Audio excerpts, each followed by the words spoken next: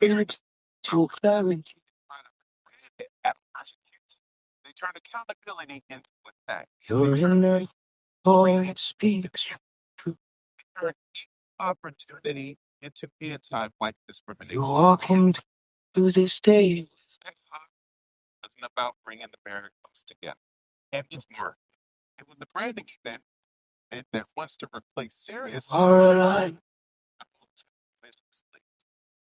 to dismiss inequality, permission to stop listening, permission to call empathy weak, permission to treat civil rights.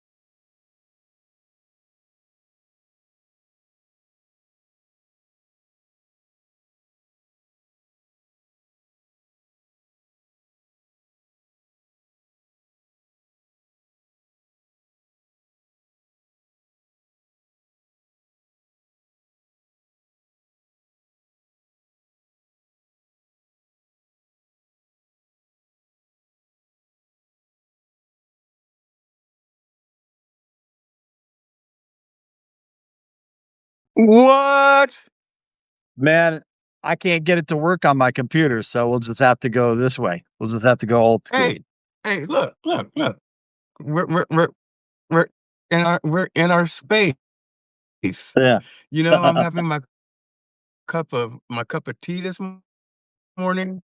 That's It's not about so I'm on hiatus from my show. got you. So what I want to do is I want to build my Substack. Okay. Right? YouTube's going, LinkedIn's going. They know I'm not there. So I'm just jumping on here and TikTok to kind of say, hey, this is who we are. And Yeah. there's a ton of people that have nothing but great things to say about you. They talk about your heart. They talk about like your spirituality, like you as a Wow. person. They're being very kind. Folks, They're being very, very kind, sense brother. of wow, you should talk to this guy. So I think it's fantastic. I don't get that a lot. Sometimes I get things like, why are you having that person on? It happens. Yeah. Oh. Hey, But I in appreciate it. I saw your last show and it was fantastic. Hey, Steven Jackson, you need to join me. That's my cousin, Steven Jackson. He, his wife was named, Adrian. I guess hey, it is beautiful what they say. And your show was really great. And I've made a shift, right? So when I was first watching people's lives, I was doing that like gratuitous thing where you go on and you just like everything and then you talk to people in the comments. But I've been more intentional about really listening to what the person is saying and really recognizing the heart behind what the person is saying. And I got all of that in the live that you were on that I watched I think it was last week. So I've been wanting to talk to you and just say hi and then find out what you're about. And it doesn't have to be about your show or anything. It could be about I am drinking my coffee, getting ready to, I have to, start cooking at in an hour or what is it, 40 minutes now, so your mind's on that. What are you cooking? And who are you cooking for? But easy peasy stuff. So my family is I have a blended family. So we have Irish, So what are you cooking? Italian, and I am cooking Can you hear me? deviled eggs. I got deviled. Hello? Can you hear me? No? No? Can you hear me? Yeah. Yes? Jason? Yes, I Can can you hear hear me? you. Yes. Let's hear it. Yeah. Let's just take these out. Yes. Doesn't Yes. like it. Yes. I can All hear right. you. Yes, I can hear you. Okay. Now you can hear. All right. Yes. So I'm doing Wait, simple stuff. are we having a delay? Yeah, there's a little bit. Yeah, a little bit. Are we having a delay? Yeah, there's a little bit. Yes. So I'll say something and then you'll be like, yeah. Okay. But Yeah. so I am cooking. So I'm I'm just making deviled eggs. So I have a deviled egg recipe that has bacon in it that they love to death. I bring to every holiday event. I'm required to bring him every holiday event. And I'm also required to bring my key lime pie. So we have Southerners in the mix, and it is my brother's favorite. So he doesn't care about any of the holiday pies. He only loves key lime pie. So I make a fresh key lime pie, do fresh cream, and bring that every holiday event that we have. And it's so funny because we're gonna have some Italian food. We're gonna have some Korean food because we've got Korean folks in our mix. So it's gonna be a blending of all these Irish, Italian, Koreans. Yeah. So it's all the things. But yeah. So that sounds great. oh, it's I would amazing. love to be there. It is amazing. You are welcome So, anytime. are you from Florida? I was born in Florida, but no, we left when Okay. I was 5. So I'm from New York. New York is home. So, I've lived how all did over. how'd you get this key lime pie famous recipe? My favorite, absolute favorite foods to make and kind of the genre of food is Cajun Creole. And Ooh, ooh, ooh. I followed Emeril Lagasse. Actually had an opportunity to work with him in Atlanta, and I'm just I'm a huge fan, and so I make a recipe that's kind of a tweak on his signature key lime pie recipe that he made in all of his restaurants, and I tweak it slightly to make it my own. And it's super simple, but people screw it up all the time. I'll see you go in and you'll see people when you've got these green key lime pies. I'm like, I don't know where that green came from, but like I'm not sure what all that's happening. And anyway, so it's a super simple recipe, but people mess it up. And so it's just simple. And I'm required to bring those two things to every holiday event. And today we have so many people coming that those are the only two things I have to make. So Well, that's great, but you have to make enough for everybody, right? yeah, this is true. Yeah. If there's a lot of people coming, it means you Yeah. need to double or triple your recipe. I mean, Yeah. Yep. So think it's about funny. that part. Like I'll Um, make the pie and let what it sit. what gets you good?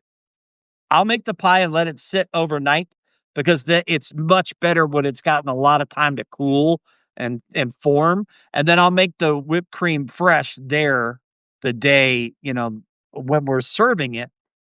And then I will boil the eggs, get them all ready, make the mix, put it in a Ziploc bag so it's sealed, and then just cut the end off and make it my own little parchment bag and just, Right.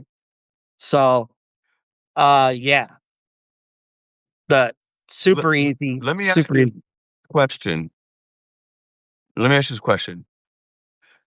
I can never boil an egg and then peel it because half the egg comes off when I peel it. How do you do that on all those eggs? How many eggs do you mess up? Last year, well, for Thanksgiving when I made this same thing, and we were actually at my brother's house in New Jersey as well. I had one egg, two halves that didn't come out right. So there's two secrets.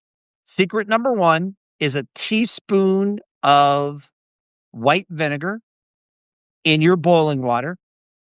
And the secret, well, there's 3 secrets. Secret number 2 is from the moment that it's boiling and you have the eggs in, 11 minutes exactly.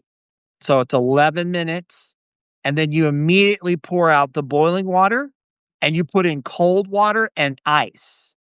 So if you do those 3 things, if you put in just a teaspoon or tablespoon of white vinegar into your boiling mix, you only boil them for 11 minutes, and you pour out the water and you put ice water and put them in an ice bath immediately, your shells will all come off, and yeah, you'll be golden. I'm gonna try that because that's the one thing I hate. I I even because sometimes I just want a boiled egg, right? And then half of them are like they're not even edible Yeah. because it's only like the yolk left by the time I'm done. But I'm not a cook. I What had I one. want to say out there to the audience is that what you're witnessing right now are 2 guys that are doing Substack for the first time. Um, I found my AirPod case, and when I opened it up, there are no AirPods in it. So I meant to have mine in, and then you were having issues, I think, with your earbuds, and we have a delay. But the beauty of this is we don't know each other, and we're pushing through it like we are best friends because that's the entire point of us coming live. That's good. It is to tell you guys out there, you don't have to be perfect to do something. It's about making that connection. It's about taking that step to say, I want to know you, but I don't want to know your persona. I want to know who you are as a Yeah. person.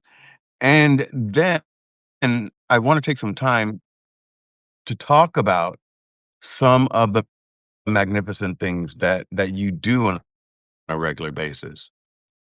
I think both of us share the me a little me a little rougher, you a little bit more gracious, but the housing and the food in dignity out there, right?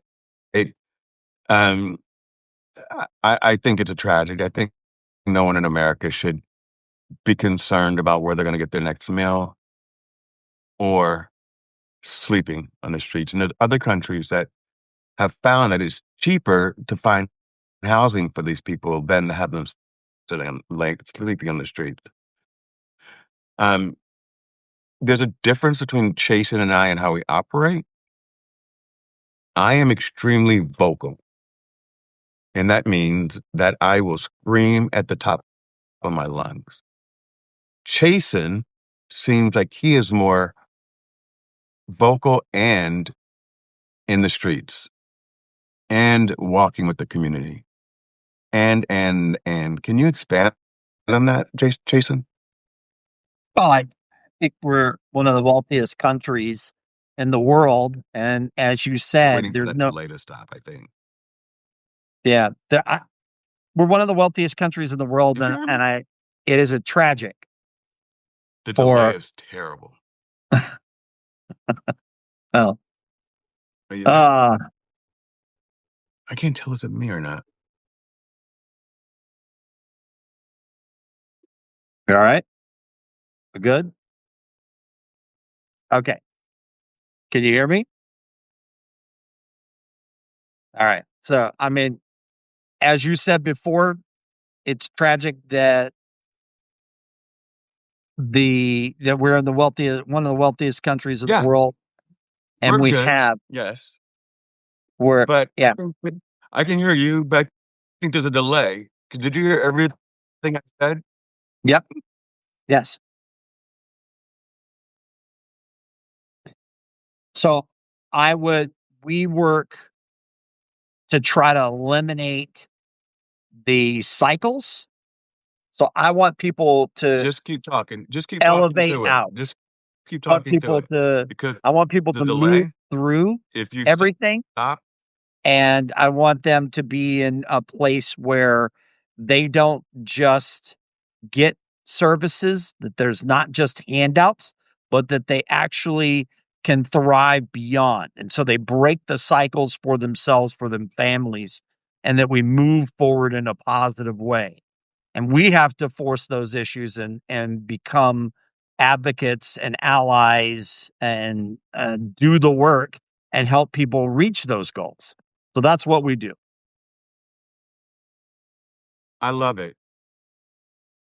What drove you to do that? Well, because I'm a person from that. I'm a person who struggled with food insecurity. I went through periods where I did not have a place to live, and I'm not talking about living in your car or couch surfing. I did those things as well. But then when I had nothing and I didn't have a car and I didn't have a couch to surf on and I didn't have the resources, then I was on the streets. And I am in long-term recovery version. That's what they say in the industry for being a drug addict that has been clean for a long period of time. You're still a drug addict, and I still deal with that. I was at low points where I did not have anything, and that's why it's important to me. It's because I don't want people to have to go through those things. I want people to get all of the things that they need in order to thrive and to have a community around them that's going to pour into them and give them resources and tools to create the life that they want to have. Where, how can people reach you? If they do you take donations? Like, how does that work? Well, we are a 501(c)(3) charitable organization, and we operate out of New York. We're incorporated in Delaware. We are registered in 29 states so far. And you could go to our website. You could reach out to me through any of the social media platforms. We are heavy on YouTube and LinkedIn, but we're on all platforms. Excellent. Around the holidays, what do you think the biggest challenges for people out there that you're working with and helping? There are not enough resources for everyone during this time period. There's just not. And the organizations that are trying to give resources, they run out of things. They run out of room, they run out of space, they run out of capacity. They don't have enough volunteers to give the items to people. It's a struggle.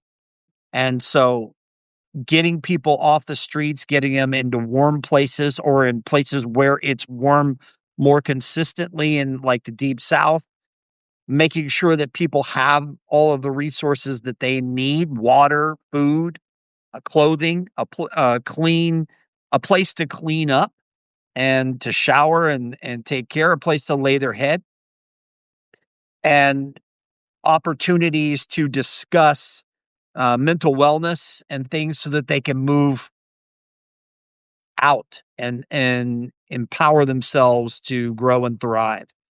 And so that's we try to partner with those organizations that are doing part of the work, and we add on the training pieces and what we bring to the table. So there's a common misconception that I'd like you to debunk.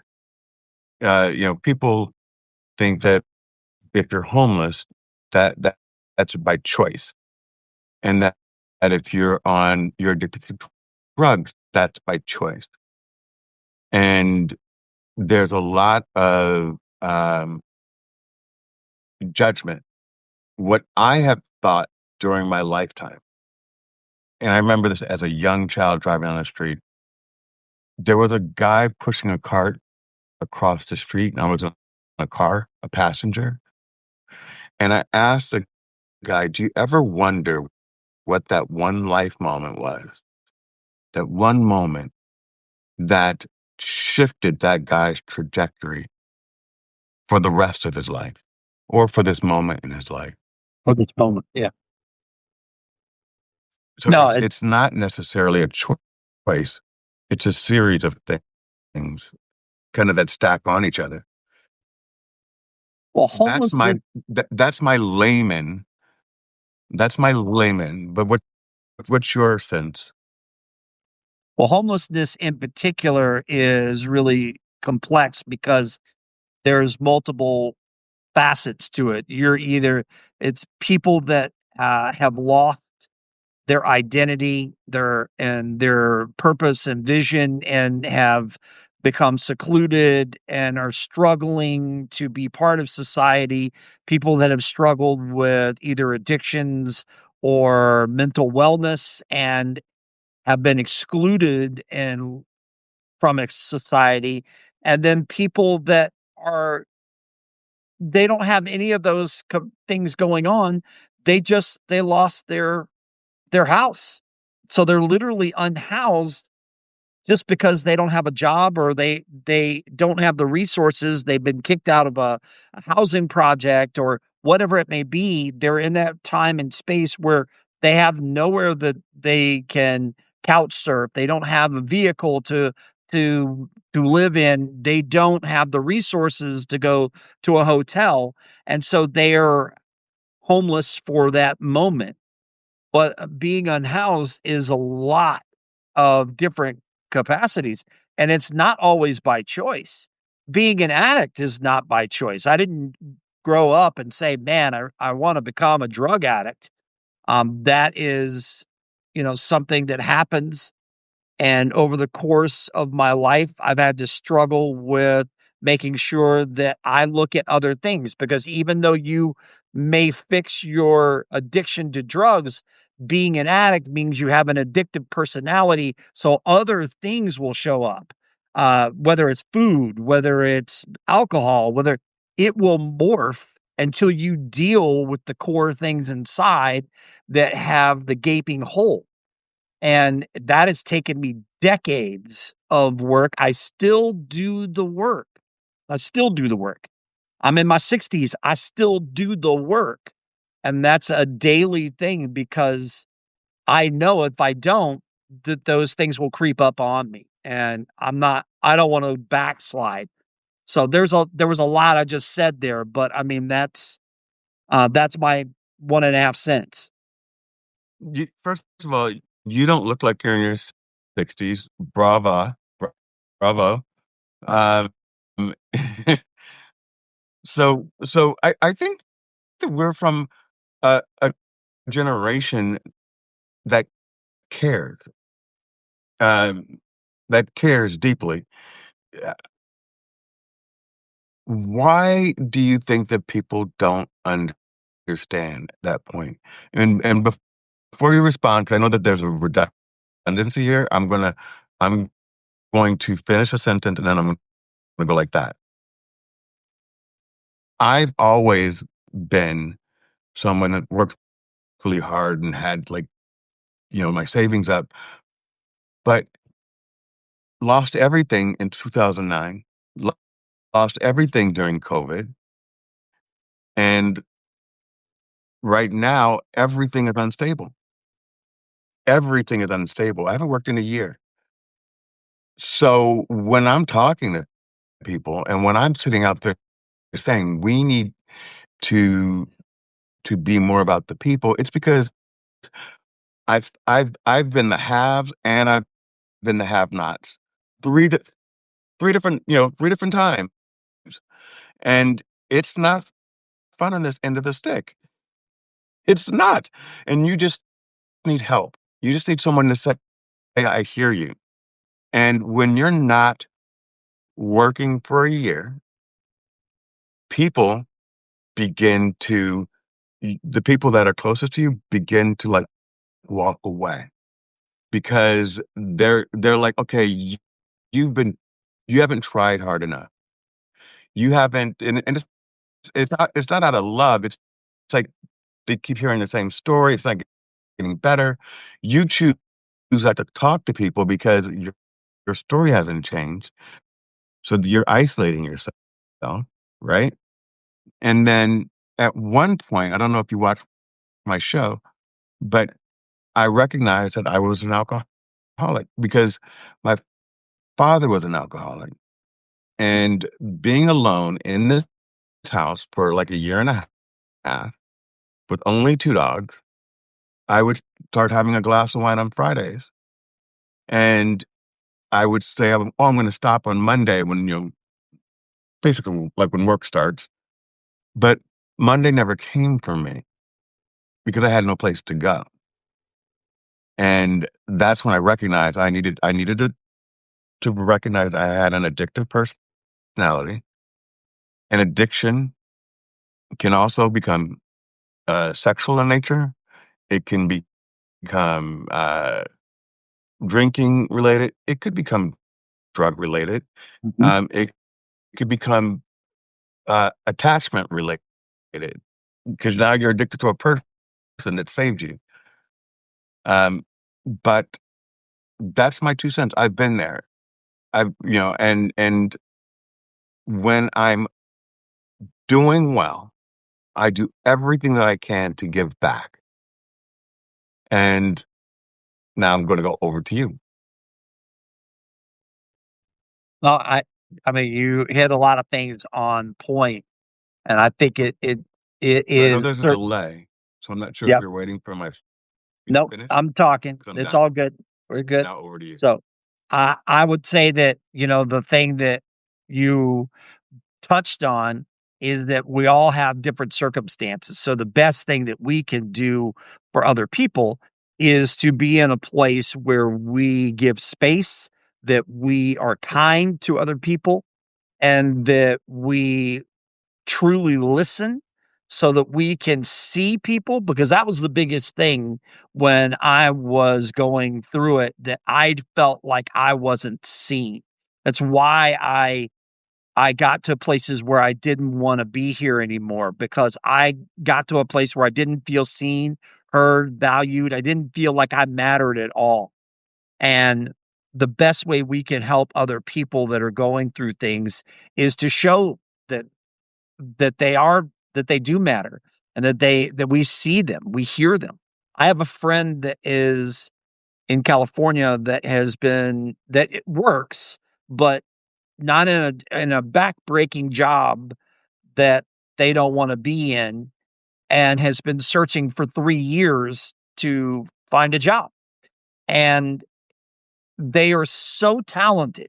They have so much to give, and there's just so many different factors right now, and it has been this way since 2020.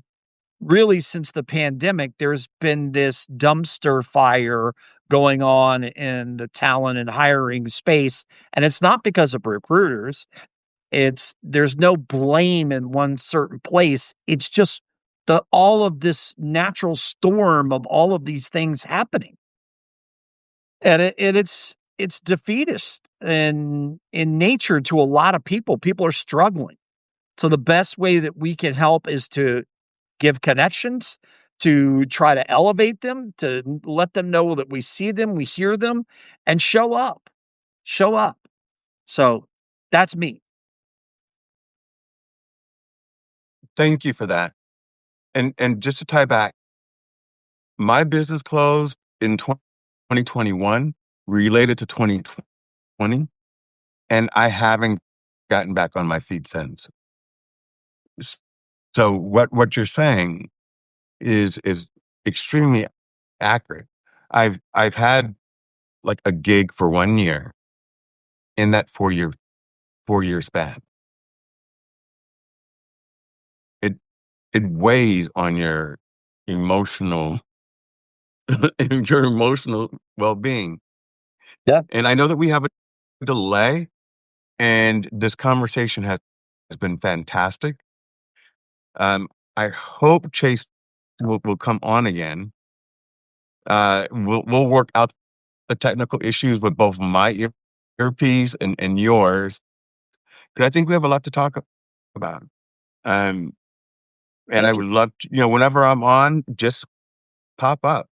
This is what I'm gonna be doing for the next several until January. 18th until my show gets rescheduled. I'm kind of staying away from LinkedIn so they can miss me a little bit. I got you. I got you. So with that, I'll allow you to say the goodbyes, Jason. Well, no, I just appreciate it. Thank you for having me on. I am honored to be here. And I love the topics and I love the idea of just having conversations with people. I think we need to get back to that. And so I love that so much. All right. So thank you. And I appreciate anybody who's out there. Thank you. Bye, Take Jason. care. Take care. You too.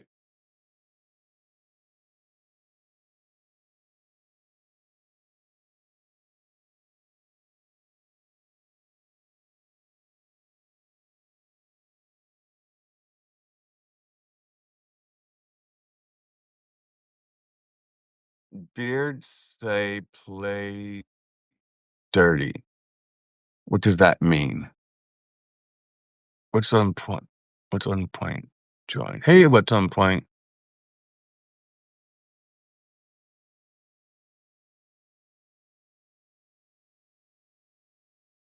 So that was chasing forehand.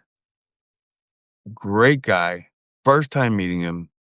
Uh, I love having conversations with people that I don't know because it makes it.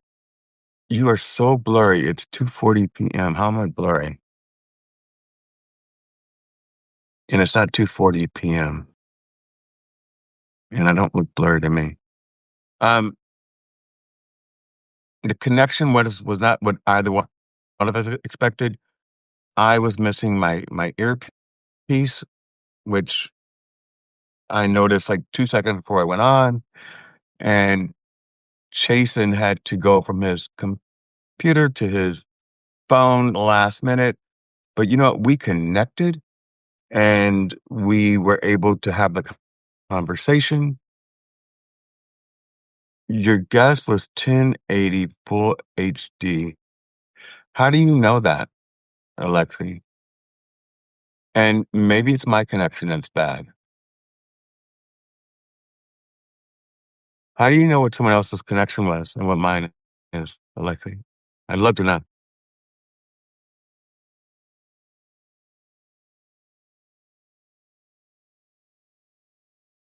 So that's it for today. It is Christmas Eve. I don't know if my connection's bad because Alexi is saying that I'm blurry and that Chasen was better as far as what he can hear and see. So I did get something that said my connection was weak, but I have full bars. So I'm a little bit confused by that part, but it's technology. It's Christmas Eve. Perhaps everybody is streaming on Substack at the same time. And maybe that is why that happened. Not sure, but it was a pleasure talking to him. And I can't wait to do it again. With that said, everyone, I am out. Have a very, very happy holidays. And if you're spending the holidays alone, remember, although you are with yourself, you're not alone. There are people that love you. There are people that are thinking about you. And do what you need to do to take care of your spiritual and mental space. I told you guys what I do. So because I've have been able to get home on the holiday, I create a space for me that is love, that is spiritually kind of zen. I use it as a time of reflection, and I make sure that I have drowned out the noise. So I don't watch Christmas shows, or I don't watch the Christmas parade, or I don't do any of that stuff. I watch like a Netflix horror story, something like that, something that just keeps my mind challenged, channeled into something else. And it keeps me from being sad. Talking to your family during a holiday when you're by yourself kind of makes you feel a little bit sad because everyone's there and you're like, uh, bummer. But treat it as your special day. Treat the day, you're giving a gift to you and recognize that everything in life is a moment. Your successes, your hardships, they're moments. They're moments that shift. They are moments that change regularly. And the biggest gift that you can give to yourself is to love yourself, to learn to love yourself for who you are. Not who you think they want you to be, but who you are. Show up as yourself. Speak to yourself in the same love and intention that you would your child, or your brother, your sister, your best friend. Because we are our hardest critics. Except for Lexi, who said I look terrible in blurry. Love and light, guys. Not piss and vinegar. I'm normally piss and vinegar, but today it's love and light. And do or say something for a stranger, or say something to a stranger that uplifts their day. Even if that's a beautiful dress you're wearing, or I like your watch,